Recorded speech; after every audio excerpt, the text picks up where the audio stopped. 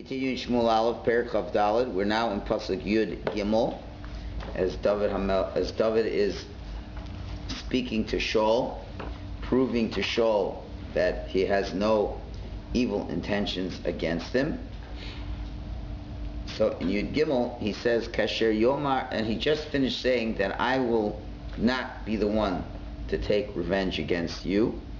Hashem will take revenge against you on my behalf, but not I will not. And he continues with that theme. Kasher Yomar Mishal Hakadmoni Me Rishoim Yetze Resha V'Yodi Lo Siyabach. So as the Mishal Hakadmoni, you have to see exactly what that means, Mishal Hakadmoni, but basically it means the first or the old parable that says, from the wicked comes forth wickedness. So that's what they say. But Yadi lo siyabach, but my hands will not be against you. So the Malbim explains, meaning to say, he says it's the Mashal HaRishon, the first allegory ever used, which was in the ancient days, in the days of Cain and Hevel, where Hashem took revenge for the blood of Hevel, who killed Cain. And how did he take revenge? How did Cain ultimately die? He was a great-great-grandson of Cain, right? Lamech, who killed Cain. If you recall, Tuval, I believe it was Tuval Cain and his son Lamech. These are already going a number of generations down. They were hunting in the fields. Tuval Cain was blind, and his son Lamech was instructing him how to or maybe he mixed up the names, whatever. He's instructing him how to shoot the arrow, etc., etc., or Lamech, whatever. Anyway, he shot the arrow, thought it was an animal, and it killed Cain. So Cain was killed by someone else, even though it was unintentional. And that is the first allegory, first mashal, the first example of where it means Merishoyim Yetze Resha. From the wicked comes out wickedness. And the Mom says it's two intentions, meaning from the descendants of Cain, who was wicked, Merishoyim, from the wicked comes out wicked. From Cain, the wicked, came out the wickedness, a great-great-grandson who killed him. And secondly, he was killed through a Rasha just like him. So Merishoyim Yetze Resha. From the wicked come out wickedness. So that's the original time. From the wicked person had a child who was wicked, a great-great-grandchild was wicked, and from that came out that he killed him. The blind guy was wicked? Or the one who, they were all wicked. All the descendants of Cain were wicked. Not, so you're going to ask, was wicked by killing by accident? No. It was wicked anyway. It's wicked anyway. So if Hashem needs somebody to kill a wicked person, he finds a wicked person to do it, even if it's unintentional, which we'll see shortly. But still, Yadi al tiyabak, but my hand shouldn't be on him. If someone has to get punished, so let him be punished by Hashem directly or by a wicked person, but it's not going to be through me. You deserve to get killed for the things that you've done. You deserve it, and Hashem will decide that you have to get killed. But Merishoyim Yetze Resha, from the wicked people come forth wickedness, not from me. It's not my job to take revenge for me, and it's not even my job to take revenge for Hashem unless Hashem would tell me to take revenge for you. And so far, nowhere in this Torah does God allow me to kill you. Right? Especially after he's able to now cut the corner of his coat, so I don't have to kill him. It's not my rights to kill him. So that's where the Malbim learns that pasuk. Rashi brings down from Chazal that the more classic one interpretation of Merishoyim Yetze Resha, and that we learned in Maseches Makkos. Those of us who can remember back to Daf Yudam Beis of Maseches Makkos. The Gemara over there in Makkos says, what is the pasuk referring to when it says Mishal HaKadmoni Merishoyim Yetze Resha? It's speaking about two people who killed. One of them killed unintentionally, and one of them killed intentionally. Neither situation had witnesses for that. So what happens, Hashem brings the two of them to an inn, and the guy who killed unintentionally climbs up a ladder, and the guy who killed intentionally walks by, and the guy on top falls down and kills him. And this time there are witnesses, and therefore the one who killed intentionally gets killed finally, and the one who killed unintentionally also now will go to the city of refuge as he should have gone before. And that's what the pasuk means, even though he didn't plan on killing it, but it says Asher lo tzidaj, the guy wasn't planning on killing it. Velokim ina liyado, but Hashem brought it to his hands. The whole idea of killing b'shogeg, killing unintentionally, is that Hashem brought it to your hands. You weren't intending to kill the fellow, but Hashem brought it to your hands. So that's the idea. The guy who was supposed to get killed, Hashem brought it into the other person's hands who was supposed to kill the fellow. That's how it comes out. And that's how Hashem brings them together. That's the classic. That's where the Gemara brings this. Now you got to remember, it all has to be referenced to this story here, because this is the pasuk. The pasuk is here. Mir Shreim Yetze Resha. From the wicked comes out wickedness. And here we learn the halachas of, we understand the whole idea of the person who kills b'shogeg. The person who kills b'shogeg is brought, so when a person kills unintentionally, Hashem wants that to happen. He wants that to happen, because the person he's killing is someone who was supposed to be getting killed. Hashem evens up the score. Nobody gets, like we said before, with the idea of Nakama 2 days ago. Hashem evens up the score. Leave it to Hashem. Hashem inot liyado. But but Hashem will leave it to a wicked person to do that. So this is a classic example of Hashem ina liyado here. Hashem brought it into his hands. But this isn't by accident. In other words, Hashem brought Shul right into David's hands. Hashem ina liyado. And David had 1,000,001 rationalizations to kill Shul on the spot. It doesn't have to only be ina liyado accidentally, but to give him a right to kill him right on the spot. But David says, I'm not going to do it because Mirishayim Yetze Resha. From the evil people from the wicked people comes wickedness. So he says, and from both interpretations, in other words, the wicked person does the devil's work, as it were, and he's the one who ensures that the person who's supposed to get killed gets killed. Now, of course, the famous question has to be asked in the classic case that the Gemara Makkas brings. From wicked people come wickedness.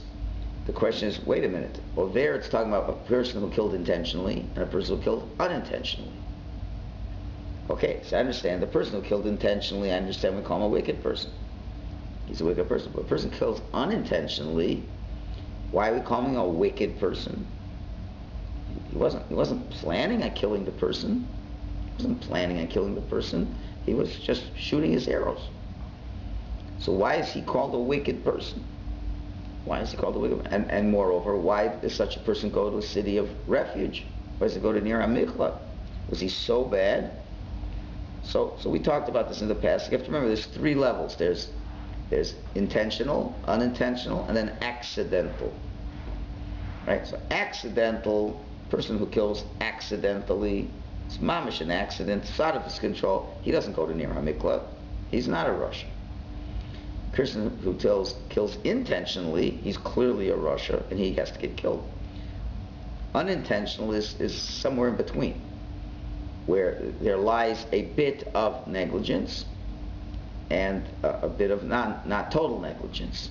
If it's total negligence, he wouldn't go to the city of refuge either, because that couldn't be kapara for his aver.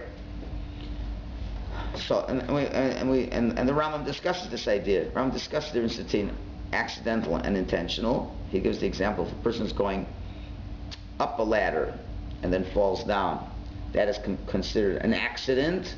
He doesn't go to Nir HaMiklat because it's so unusual for a person going up a ladder to fall down.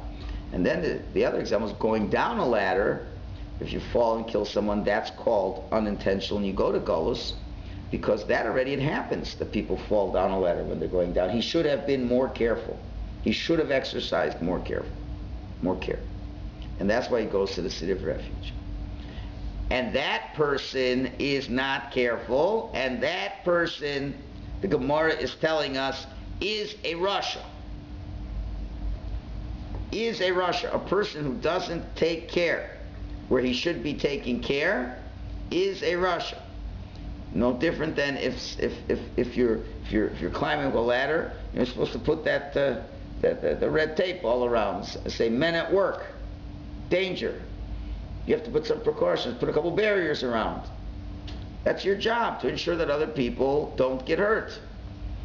And if you're not taking care, that means you don't care about other people's lives. You don't care about other people's lives. It would be no different if a person is speeding, like crazy speeding. A person is driving on the highway 200 kilometers an hour, and then gets into an accident. We're not going to say that he's totally innocent. We're going to say the guy had a certain degree of negligence, that if you're not supposed to drive 200 kilometers. You don't give yourself much chance to get out of the way if there's a problem. And therefore such a person would go into city of refuge as well. And if you recall, the Gemara, it's this week's Parsha, right? I didn't get up to the Ma'aber Seder. I believe it's this week's Parsha. Is the killing city of refuge. This is Parshas Matos. The Gemara tells us, right, where it tells us that the mother of the Kohen Gadol would feed all the people who are in the city of refuge. Would give them care packages. The Gemara says, why? So that they would not daven for the death of her son. Because the only way that they can return is through the death of the Kohen Gadol. So they daven for the death of the son. Where is that coming from? The answer is because they know the only way they're going to get back is from the Kohen. Since when do you daven for someone to die? Such that you should get out of the city of refuge. I mean, I'm saying the city of refuge isn't the greatest place to be, but that a Kohen should die on your account? Oh, that's what the Torah is telling you. When push comes to shove, it's me before the other guy.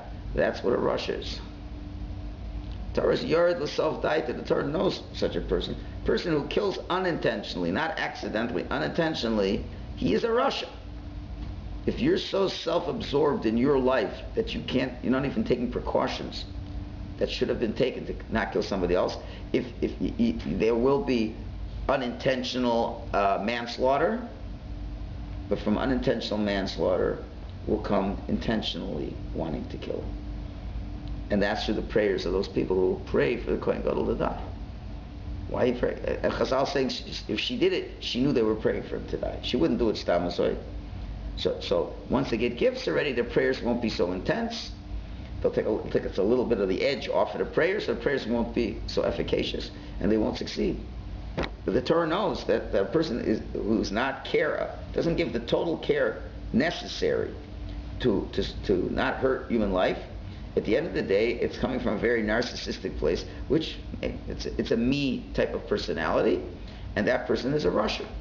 It's just a matter of time and an opportunity and situation till he'll ultimately kill somebody with his hands.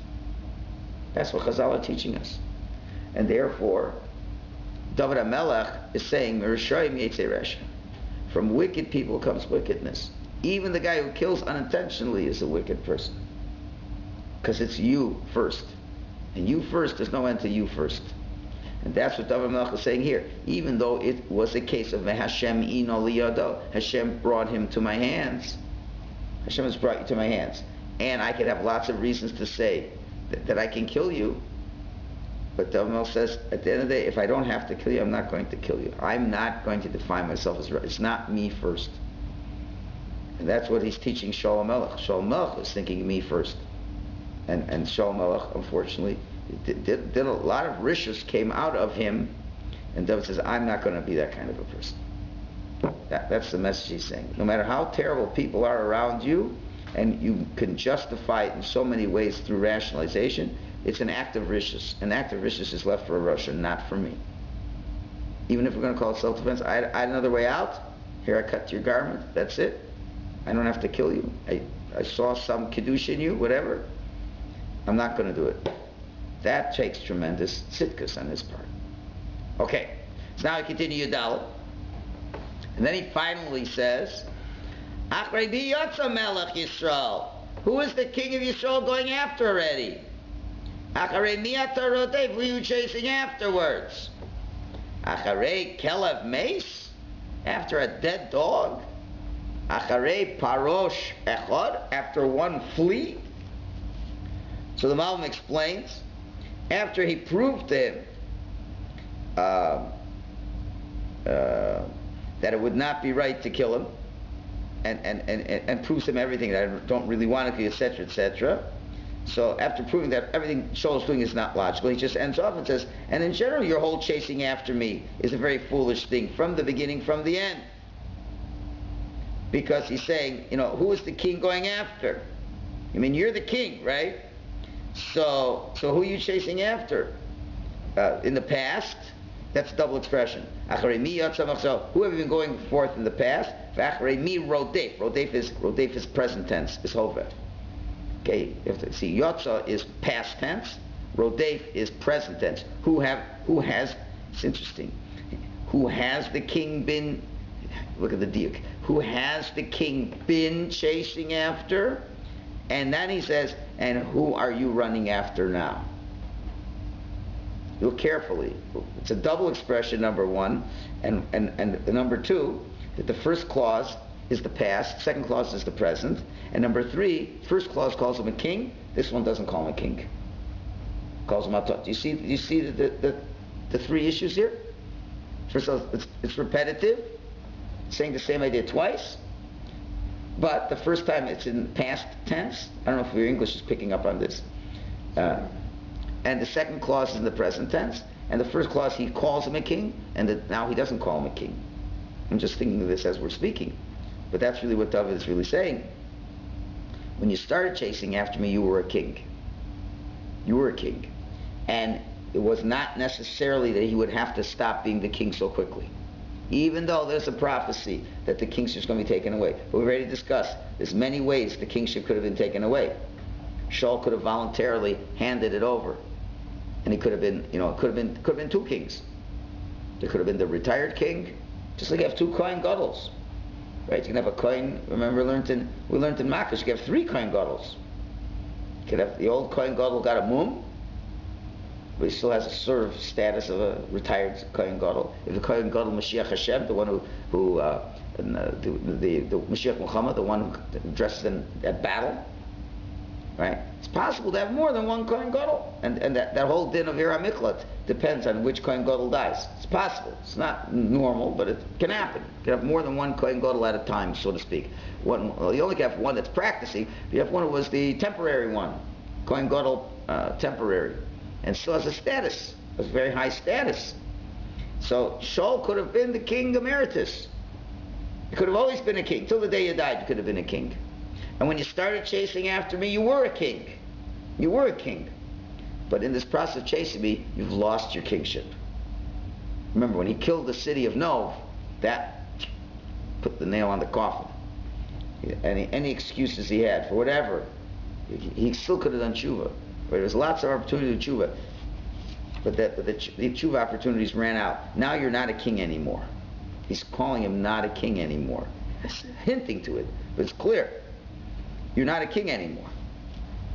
And then he's saying, who are you running after? A kelev mace? A dead dog? So David is calling himself the dead dog. What's a dog? What's a dog? A dog is very trusted. A dog watches its master. Right?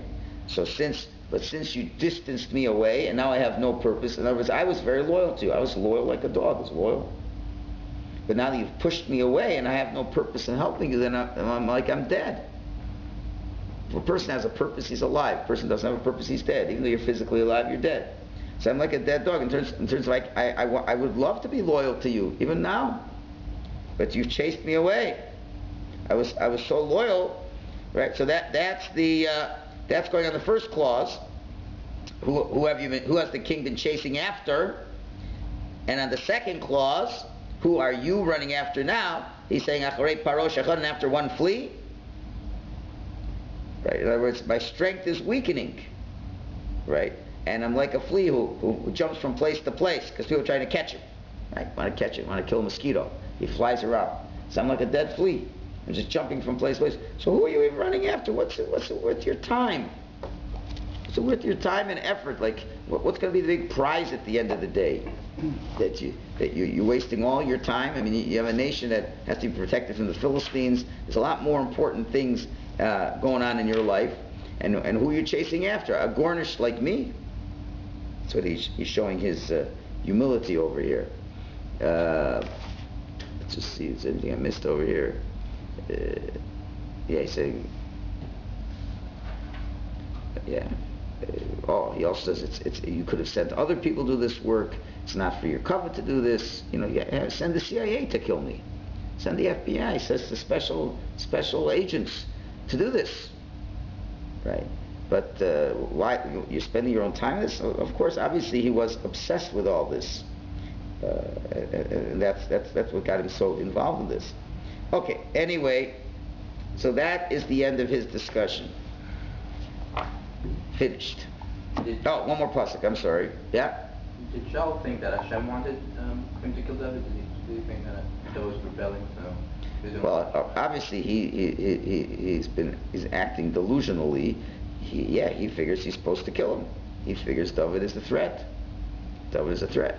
And according to Torah law. And he heard a lot of lashon hara. You have to listen to the last about 10 lessons, 15 lessons. If you listen to it, you'll see. You'll see enough people who were talking lashon hara about David. It was makabel lashon hara. When you makabel lashon hara, you can believe anything. Right? Tesvav. Last pasuk. Hashem should be the judge and the administrator of justice between me and between you. Hashem should see and plead my case, and should exact justice from your hands. How does the Malm explain this? He says there's two different jobs, a dayan and a shofet. And that there's a dayan and a shofet, a judge and literally a policeman, an officer, and there's a din and a mishpat. Din means a judgment, and mishpat is exacting the judgment, which the courts give the judgment, and then the enforcers have to enforce the law. So when the people are pleading their cases, that's when you have a dayan, that's when you have a judge, and that's when you have to make a din. You accept the people's arguments, etc., etc. The mishpat is, okay, this is what the judgment is, and one has to act on that. So that's what David is saying. Hashem is going to be the judge and the one who exacts the judgment. Hashem will decide who's right and wrong, and Hashem will decide, will enforce the punishment over here. And you'll see that Hashem is going to ultimately plead my case. He's going to see it's in my favor, and he'll have to do to you what he has to do to you. That's the best I can do. And that's what we talked again against Nekama. Nekama is not that you take the Nekama. If somebody hurts you, do you take Nekama from him? No. You let the guy just do whatever he wants to? No. So what do? You take him to a court. But isn't taking him to a court Nekama? We said, no, it's not Nekama, because it is Nekama. It's Hashem's Nekama. It's Hashem's Nekama. Taking a guy to court is saying, okay, Hashem wants to, we're going to see if Hashem wants to take Nekama against you for what you did to me. You violated Hashem's Torah through me, so now you've gone against Hashem. And somebody goes over to you and insults you and slaps you in the face and hurts you. He's done two things. He's hurt you, he's hurt Hashem. Because Hashem told him not to do such thing. So now you're taking him to court for the part between him and Hashem. That you have to do. So David Melech is saying the same thing. Yeah, Hashem's going to take the revenge. Hashem will be the judge. Hashem will give the justice. Let Hashem do all that. And I'm just pleading to Hashem, Hashem, please enforce the law as it should be, for your covet, not for my covet, because I'm just a dog, I'm just a fly. We know David was very humble. David said, I'm but a worm. All the time he always calls himself very low terms. So if he knows that way, a person like that doesn't need covet. If a person realizes everything you have is from Hashem, so what are you already? Everything you have is from Hashem. The fact that he can kill Goliath, the fact that he can kill Plishim, where that came from? It came from the strength that Hashem gave him. So Hashem gives you the strength. You're going to be arrogant about it? You're going to feel you have to uphold your covet? The only thing you know is this: God's covet. God's covet has to be upheld. So that I daven to Hashem, that Hashem should take care of his covet. Let him deal with it. It's Hashem's covet, he knows what to do. When Hashem will tell me to do something for his covet, I'll do it. Till he tells me I can't trust myself. I can't trust myself. I'm too subjective over here. If Yasser hasn't told me from the room to kill you, I'm not going to kill you. And it's up to Hashem. There's tremendous sitkus on David's part here. Tremendous sitkus. I don't know if many people could have acted the way he acted. After if you put everything that's gone into his life, all the injustice that's happened to him, and now he had Shul on the ropes, Imam Hashem on the ropes, let him go like that, and to make such a Kiddush Hashem, as Shul himself will acknowledge, and that is really the greatest Nakama. The greatest Nakama says, again, the Gemara says, what? Greatest Nakama? Because we say what? Kel Nakamas Hashem. What's the next half of the pasuk? Kel Nakamas. It's in the song of the day for today. Kel Nakamas Hashem. What's the rest of the pasuk? We'll remember it today. Kel Nakamas Hophia. The God of vengeance, Hophia, who will appear. He will appear. It's two clauses. Kel Nakamas Hashem. Hashem is the God of vengeance. Kel Nakamas Hophia. The God of Hashem who will appear. The God of revenge who will appear. So what's this? What did you add? You said Hashem is the God of vengeance. Finished. What I got to say? The God of vengeance is who appears. You can say, well, it's poetic. That, his vengeance will appear. But I forgot who says this beautiful mashal. Beautiful mashal. That there was once a king who was going through with his entourage, big parade, the city's giving him all kinds of covet, banners, this, that, long live the king, etc. And there's a young teenage boy who's a foolish kid, said, I think I'll do something stupid, as many teenagers do. I'll take this rock and I'll throw it at the king. Yeah, for fun. It's Tom Mazoy. So he throws the rock, hits the king right in the nose. The king's nose is bleeding. The Secret Service is there. Ooh, what's going on? Quickly, right away, they catch the boy. Immediately. Bring him to the king. He says, look at this teenager. Look what he did. Your Majesty, we'll kill him forthwith. The king says, no, that doesn't show my greatness. What will be gained? What will be gained if I kill him? Rather take him to the palace. Take him to the palace. Raise him like a prince. And we'll see. So this young juvenile delinquent of a teenager is brought to the palace. He's there for 4 or 5 years. They teach him all the etiquette of being a prince. They teach him scholarship, how to read. Kid was a board. Teach him how to read. Teach him manners, sophistication, all the ways of. And he grows up and is doing good. 18, 19, whatever. One day he comes to the king. He starts crying. He falls to the floor. He's begging. He says, what's the matter, man? He says, Your Majesty, I now ask you for forgiveness for what I did 5 years ago. He says, what are you talking about? He says, 5 years ago I didn't understand what a king was. I didn't understand who you were. I didn't understand anything. I was a juvenile delinquent. Now you've raised me to the point that I realize what I did was terrible. And the king says, this is the revenge I was looking for. This was the revenge I was looking for. The revenge where now what you did wrong appears to you.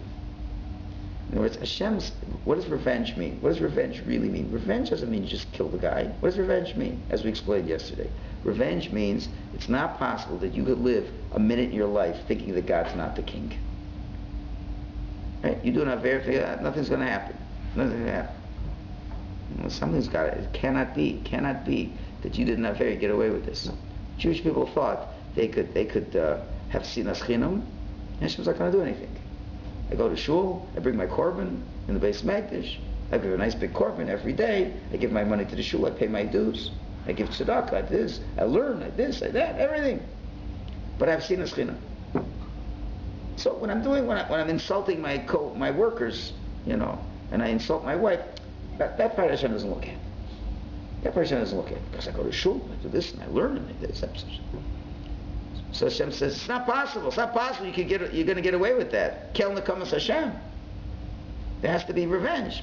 What's the point of the revenge? To realize that Hashem is the boss all the time. And the only way that happens is you're going to have to get punished. You're going to have to get punished. Or not. There is one other way. The other way is, how can you avoid it? give God the greatest revenge that He wants. What's the greatest revenge that Hashem wants? Is that you do tshuva. If you do tshuva, now what hurts more? What really doing tshuva hurts? Hurts badly. Right? Really, 20 steps of tshuva, Rabbi Yonah. One of them is, you're crying. Klima, shame, embarrassment. Psychological trauma comes through tshuva. Right? Admitting that you're wrong and understanding what you did was so bad. The young teenager, now he's 18, he's so embarrassed. He can't look at the king. How could I have done such a thing? Now, isn't that a productive revenge? All I want is that boy to know that I didn't get away with anything 5 years ago. That's all. That's all he has to know. He didn't get away with anything. The king could have killed him 5 years ago, for sure. He wouldn't have gotten away with anything. But what would the kid have gained? And what kind of benevolent king would do such a thing? Because then the king's only worried about his covet. True, he has to have his covet. But isn't there a better way for the king to maintain his covet and yet not have to kill a constituent? Teach him how to respect what a king means. Let him cry. Let him see himself. Kel Nikamos Hofia. Let the God of revenge appear. In other words, the person, the Avera, that God that he is hurting, it didn't appear to him to be God. But when he appears, that's the greatest revenge. That's the greatest revenge. And this is what David HaMelech really is doing over here. That's what he's doing. He could have killed Shaul, and that would have been a revenge. It would have been Hashem's revenge. He would have been the tool to do revenge for Hashem. He says, wait a minute, there must be a better way. I don't want to be in Russia. Let it be killed to come Sophia. Let it just appear. Let Shaul HaMelech himself see that he's wrong and that he can't get away with anything.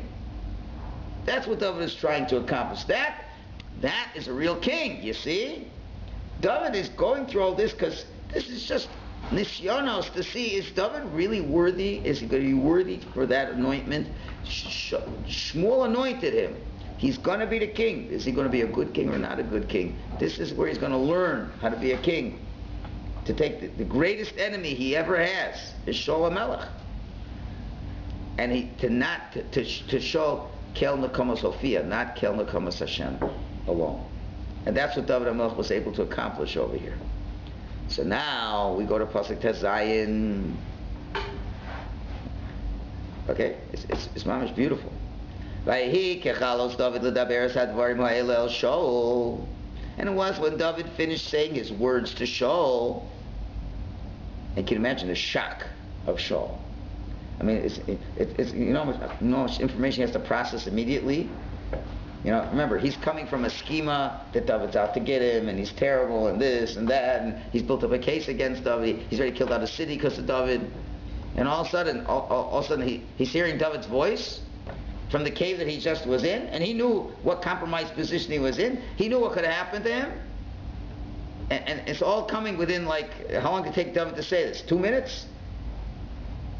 Now this is a tremendous shock to Shaul's system. So when they finish, Vayomer Shaul says, Hakol choseh b'ni, David. Is this your voice, my son, David? Look at the words of affection.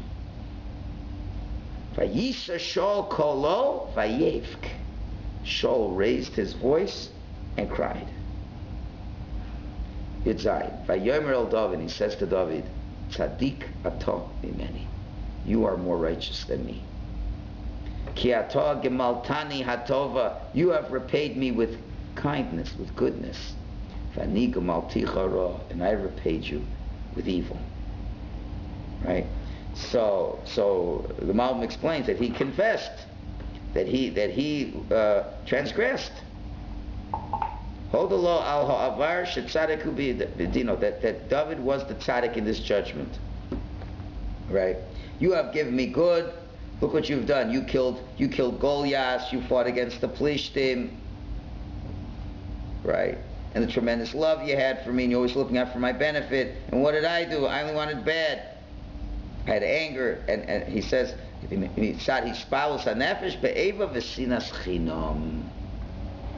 Malbim's, wouldn't just gratuitous. He says, I had sinas chinam to you. Sinas chinam, baseless hatred. He admitted that I had sinas chinam, baseless hatred. That came from being makabel, a lot of lashon hara about David HaMelech. Like that's sinas chinam, and that's why you think you can start killing people. Right? That's what we're in the 3 weeks. That's what the whole 3 weeks are about.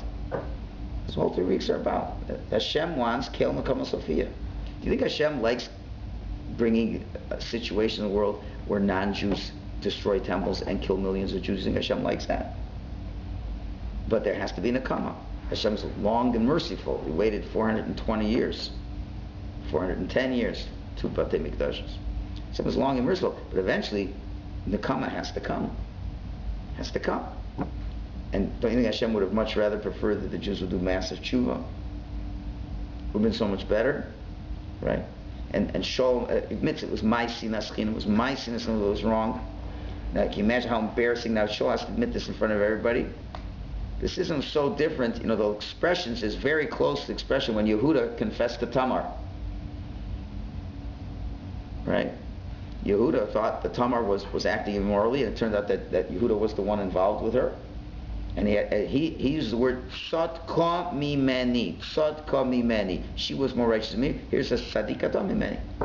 Takes a lot to confess.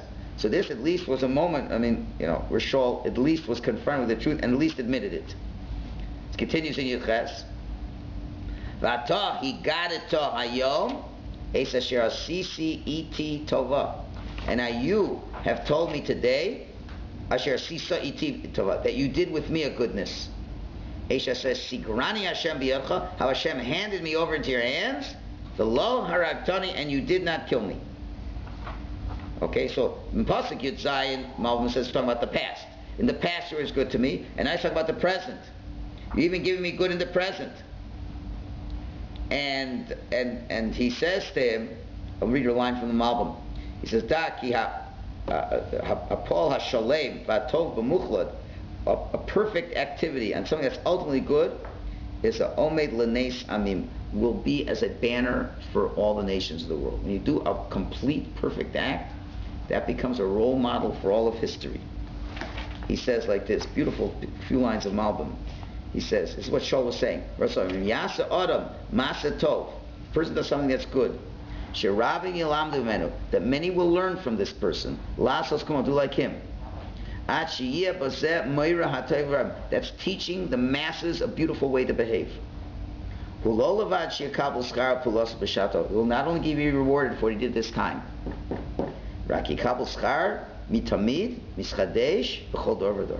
He will get continuous reward that renews itself in every generation. Why? Because whenever a person is going to learn from that person to act in the same way, will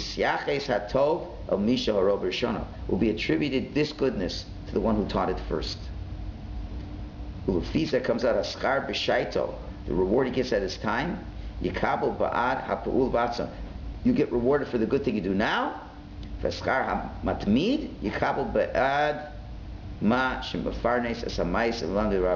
the future reward that's consistent will be as this becomes publicized and people learn from this. And that's what he's saying. He's saying V'ata higadata hayom. Ata higadata. You have informed today. You have publicized this publicly because it's in front of everybody here. That which you did good to me, even though you were really, according to the law, you could have killed me. But this now becomes a merit for generations. You see, it's a fantastic word that Shaul is saying over here. He's saying, you've done for me a good, and it's going to be something that all generations are going to learn from. And you'll see shortly, there's a number of Chazal that now make a lot of sense with this idea. But you understand, see, David understood it's not just me. It's not just me. My own personal vendetta is one thing.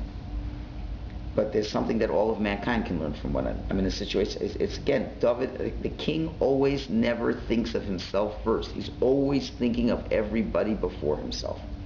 And it's not just Shaul. He's thinking about to his children, his grandchildren, every single Jew who today are learning this story today, and if anybody who's listening to what's going on, and went through the various technical ways, will be inspired by David HaMelech, and will not take revenge on somebody when they're not supposed to, it's going to be a merit for David HaMelech till today. It's a schus for David HaMelech. It makes David HaMelech more powerful, even now. Still David HaMelech chai v'kayom. He's alive and he's standing forever. You can imagine how many schools learn Sefer Shmuel. How many children hear about this? Some people learn, no matter what a person says to you, you know what, you don't have to take revenge. And Shul saying this is going to be a great schus for you for generations, generations. And that's why ultimately David's going to be the king in Shul. There's very little we can learn from Shul, unfortunately. The only thing you can learn from Shul is how not to act.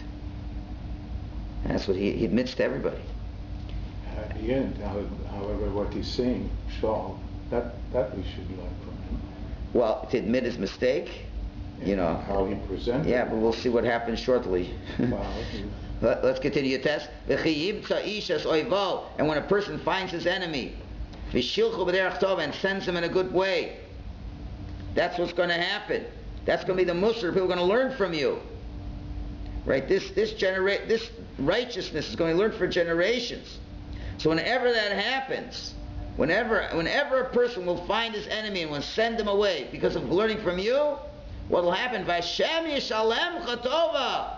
Hashem will pay you back good. That's the way the Malbim explains it. Tachas hayom hazeh, in the place of this day, asher asisa li, which you did to me. Every time a person acts like you and learns from you, you're going to be rewarded for that. And that's why he says in Pasuk Chav, V'ata, and now hine yodati, behold I know, ki moloch timloch, you surely will rule. V'kama b'yadcha mamlechas Yisrael, and the kingdom of Israel will be upheld in your hand. And the Malbim says, in other words, because I see you're able to conquer your Sahara until this level, I know ki moloch timloch. Because what's the double expression? Because a person, who do you have to first be a king over before you're a king over others? Yourself. You have to be a king over yourself. Ki maloch timloch. Ki maloch, because you were a king over your Yetzer Hara, now timloch, you will rule. You are worthy of ruling. And you will remain forever, not like me, says the Malbim, who the kingdom was taken away from me. But yours will be forever. And now you understand why, based on what we said before, it'll be forever, because forever people will learn from your action and will copy your action, and that will bring merit for you. And that's what the Yalkut Shimoni says also, Maloch Timloch, Maloch Balam Hazeh, Timloch Balam Haba. You'll be a king in this world and a king in the world to come. What do you mean a king in the world to come? Because even though you died, David, your effect of being a king, you still rule. What's the idea of being a king? A king gives orders, people listen. King gives orders, people listen. He's Mekadesh Shem Shemayim. That's what a king's job is, plain and simple. So even when you die, you'll still be a king. And you'll still be Mekadesh Shem Shemayim. Because every child who reads this story and will learn to control his anger and will be a king like you, it's going to be a merit to you forever and ever and ever. And that's why your kingdom will remain forever. Mine won't. You're supposed to be a king even after you die. The impact you have is unbelievable. And one final thing Chazal say, and he had a Kabbalah. Remember when Shmuel gave him the words and says, you will no longer be the king after Balamelech? He turned around, and what happened? Shaul grabbed his coat and ripped it. And he says, just like you ripped my coat, your kingdom will be ripped. Chazal say there was also a hint, and he said, and you'll know when your kingdom has gone into whom, because someone will rip your coat. That person will rip. Now you understand. Now, he probably didn't understand that when he heard it before. What do you mean he's going to rip my coat? Now you understand. He ripped your coat, and you understand you're not even going to fight him. You know he's supposed to be the king. You know he's supposed to be the king because he knew how to take God's Nakama and not his Nakama.